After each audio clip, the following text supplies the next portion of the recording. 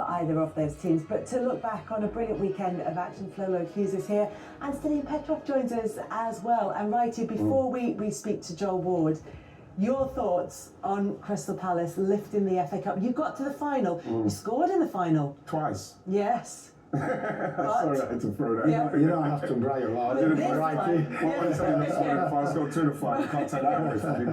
But you know what I saw? It supersedes everything, and what it made you realise is how desperate they were for that win, and how much they were looking forward to it. There was fans there from 1990 all the way through 2016, and then to see it happen.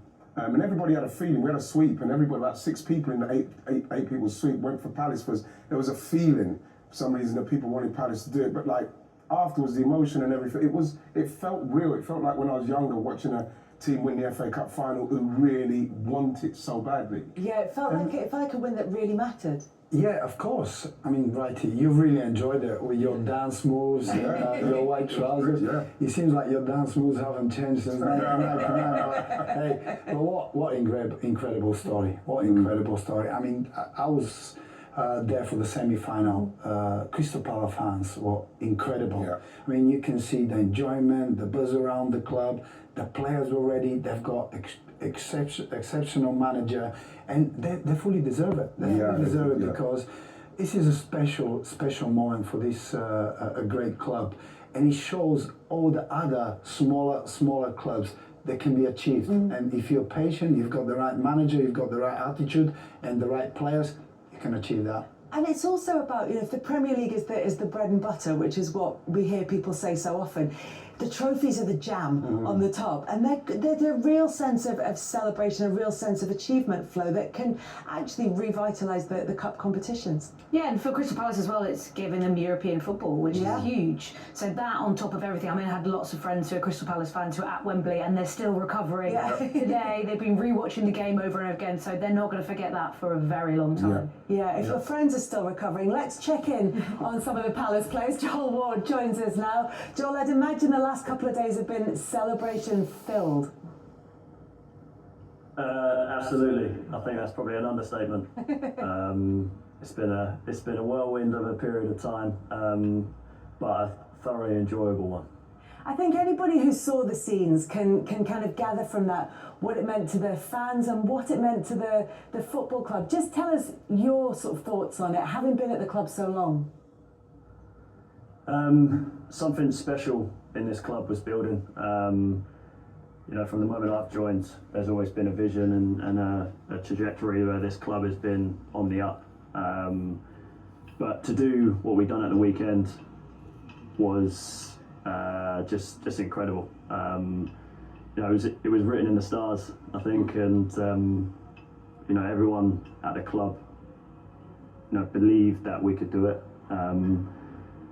And this group of players are a special group, and they're history makers. And from the chairman to the manager to the backroom staff to the players, everyone's been on the same page this season. And the icing on the cake was obviously coming away with the first major silverware in the club's history. Joel, I know you said that you believe that you could do it, and you don't go into players don't go into cup finals thinking that they're going to get beaten. So there's got to be a confidence that you can win the match. But did it feel like more than that going into this cup final? Did it feel like there was a bit of magic around this team? Wrighty was talking about when they were getting ready to cover the game, that there was a feeling around Palace, one of those indefinable sort of senses. Yeah, I think we've got a unique group here, and I think everyone knows the journey that we've been on as a club, but also as individuals. For myself, I'm obviously a Christian, and there's many other Christians within the team, and we had a sense that God's hand was in all of this, and it was all in His timing, and the weekend just proved that He was a part of it. And for this group of players, for this team, for this club, there was something bigger in the picture, and everything kind of fell into place, and it was a beautiful moment, and it's a moment that will live on in the memories of people for lifetimes. Well, hi, Stilian Petrov. Congratulations. And listen, I'm a little bit jealous about it. You beat my team in a semi-final, but in the nicest way. Just wanted to ask you, you've been through the highs and lows of this club for many years. What does the FA Cup, winning the FA Cup, means for the future plans and targets of Crystal Palace? Listen, the first and foremost, thank you, Petrov. Obviously, the semis must have been a little bit bittersweet for yourself and the club, but for us, we were on cloud nine, and obviously we hadn't finished the mission of winning, and we went on to do that on the weekend. But for the club and for the future of the club, obviously, it'll be European football next season, something that I'm sure Celeste is very much looking forward to, the club's looking forward to, the players are looking forward to.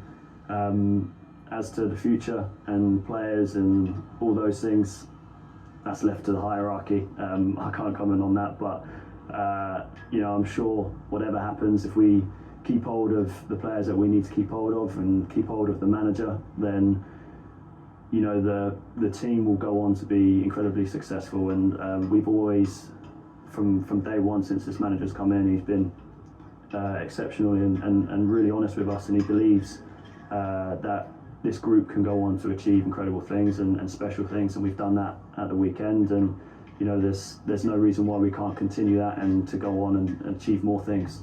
Joel, coming off of the semi-final, which were very impressive again, and going into this game, into the final, and everybody talking about, because I remember in '99, no one was talking about never won a trophy in their history. Was you hearing that talk? Was you not bothered about the talk, what we're saying about they were under pressure, 7 minutes in our cup final, 8 minutes in the Alan Pardew Cup final? Do you know what, Right, like I was sat obviously on the bench, and I had just a sense of peace. It was a really weird feeling, but got to about the 65th minute and I kind of was like, do you know what, it's happening. And I think the players, leading up to the game, knew that there was a job in hand and they had to take care of business.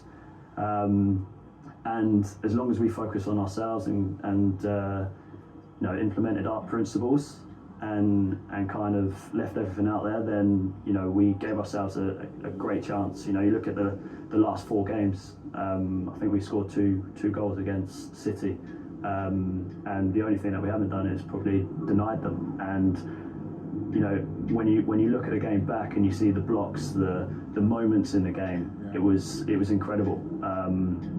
And yeah, it was just special, and to be honest with you, I'm lost for words for how proud I am of this team, how this group, and of this club. Joel, you mentioned the kind of future for the club, but just take us through your times. I think you're the only remaining member of the squad that won the playoffs in 2013 at Crystal Palace. So you've seen those changes that have happened at the football club that have led up to this moment. So just talk us through that a little bit. Yeah, I mean, changes that have happened year after year and over time, for sure. I think the club is set on a foundation that is a great ability to build from. Obviously, when the chairman came in, what was it, 2010, 2011, something like that, I think it was. Obviously, I think they had a vision for the club, and they wanted to get it back and to be stable. And I remember sitting down with him before I came to the club and just going, well, what's the trajectory? How are we looking at things? What are we wanted to achieve as a club?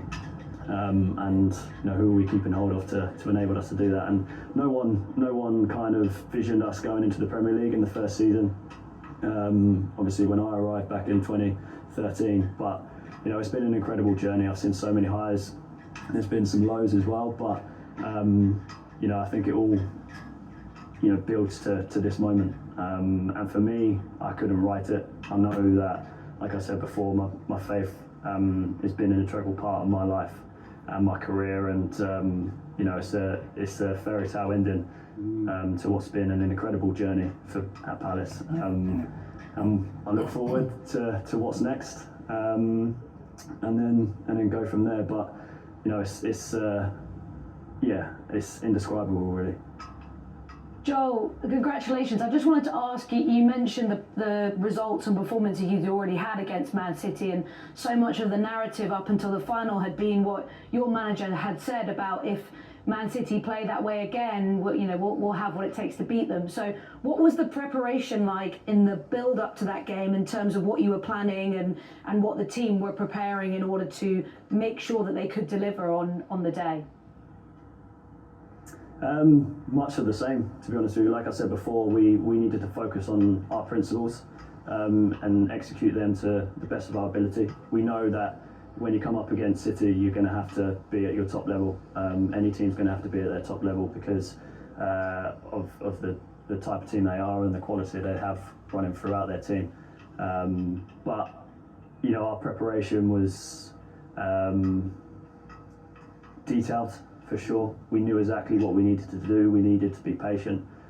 We knew if we were too expansive, if we knew we pressed too much in the wrong areas, then City would find their pockets that they want to find. So the game plan was executed to perfection, and we certainly had a little help on the way. John, I just got, you did, certainly did with the hand of Anderson, which I was really pleased about. I thought I was. I bet you were really pleased about it. I was so pleased about it. I'm thinking, oh no, they're going to send him off here. But I think it's a great call. it was a great. I wanted to say to you, Joel, something that I was really pleased to see. Could you just explain to me how you felt when you actually got to lift the trophy in front of those Palace fans? It's something I didn't get to do, unfortunately. Listen, I said to the lads after, before I talk about that moment, that everyone who's been before us, right up until this day, has set the benchmark for this club. Everyone's ceiling is the new generation's floor to build from, and this group has done that. And to have the honour of standing next to Mark and lifting that trophy was something you could only dream of. Like I said before, this group is special, individually and collectively. And yeah, without getting emotional, I felt very privileged to be a part of it. And I just thank God that I've been able to represent and wear this badge and play with these guys. Nice. Joel, I think you could be forgiven for getting emotional about that. It was just Amazing. incredible to watch. Thank you so much for joining us to talk about it. Thank you for having Brilliant, me. Joel. Thank you, my friend. Congratulations again. Thank you, Ray. Take care. Do you know what a really lovely me a bit in my feels interview, there. and because he talked about understanding what the club means to people, and what was really lovely in terms of that was that it's something that Oliver Glasner picked up on as well in his post-match press conference. The biggest achievement that we can have, the biggest success is not then lifting the trophy. The biggest success what we can have, and this is how I feel it is, we could give 10,000 of our fans of South Londoner, we could give them a moment for their life. We can give them great times. We can give them, maybe they have some troubles, some problems at home. We give them hours and days where they forget all of this. Yeah, just be feeling happy and celebrating. I think this is the biggest achievement that sportsmen can do. It's a lovely thing to say, Yeah. and it feels like something that absolutely chimes with Crystal Palace in particular. And they're not the only club, but they are a club who certainly feel like an emotional club. They are a club that connection to the supporters is really important to them. Without a doubt. It's the same with West Ham winning the conference, and like Newcastle, we know what that meant to them winning the League Cup, and now Palace winning the FA Cup, and what it means to the fans in a place of the support that they've given down the years to have that moment. It's like what I was saying, I was at the game and you could see the different generations of people, who have been to all of those games, what it means to them, how the support what they've given Crystal Palace and the other clubs all through their careers with nothing to really show, and especially with the Premier League era coming in, it's so driven on top four and winning, and then the top teams winning an FA Cup final. You don't feel the same energy as you felt with that cup final, because you felt like those fans desperately wanted it, and it meant something for the club in respects of trajectory and moving forward. So it just felt it just felt really good to see a group of fans win something like that, because it means so much. We've seen so many where it doesn't seem like it means so much to the winners. And the other thing that he said, Joel Ward, was that with Oliver Glasner there in particular, it feels like this is just the start, that this is something that the club can build on going forward. This isn't, the end point for Crystal Palace. This isn't it. Shouldn't be the end. You see, I think they've got a great platform to build on. I mean, right, you mentioned about generation of fans. The new modernized fans, the younger ones, they want the success. Yeah. And this is just the starting point. But Glasner is talking about something more deeper, about the love of the fans. It looks like the club is like a family-run club, togetherness. They love what they're doing. They believe in what they're doing. And when you have the right manager, with the way he talks about things, there's no limit about it, and you can just go and build up. Joe's talking about, keeping the players, keeping the manager. It will give them opportunity now with the European football, with everything they've achieved so far, especially this season. They can keep the good players. They can have the key players, and they can build up for better results. I mean, it hasn't been a smooth journey all the time for Crystal Palace, from their promotion from the Championship in 2013 up till now. But does it feel like they're in a good place right at this moment, Flo? Oh, absolutely. And in a manager in Oliver Glasner, they've got someone who has great pedigree at European level as well in this very competition they're about to go into. I think the big question mark will be about the departure of Dougie Freedman, who's been instrumental in their recruitment. They've done some phenomenal recruitment in the local area as well. They are a team full of South London people, obviously people who haven't necessarily just come up through Palace, but it's a big element of the club, and people who understand the club, but also finding young players at the right time. I think filling his shoes is going to be a really important factor in the next phase of the club. I think one of the biggest things as well, like Flo rightly said, is Palace have to make sure that Oliver Glasner signed up for a period of time, simply so as that can then get the players who want to play with him, and the players he's going to bring in, bringing those guys, Eze and Wharton and Mateta and all those great players, Munoz, into Europe, and then doing well, and then attracting other players, because that is the way that Palace then grow. You don't lose your players when you get into Europe. Obviously if they get to Europe, it doesn't go well, they fall out of it, then those players who have tasted Europe want to continue to play. So you feel like, well, can you stop them? But at the same time, if you've got an opportunity to do it for Palace now and move on, then why would you leave now? Tell you what, that game's going to be fun next weekend. It's Liverpool against Crystal Palace. You've got the champions against the FA Cup winners. It's going to be, a precursor to the Community Shield, but much more celebrated without that shield on hand. But it's a big game for Crystal Palace, a big win for Crystal Palace, a big trophy for Palace.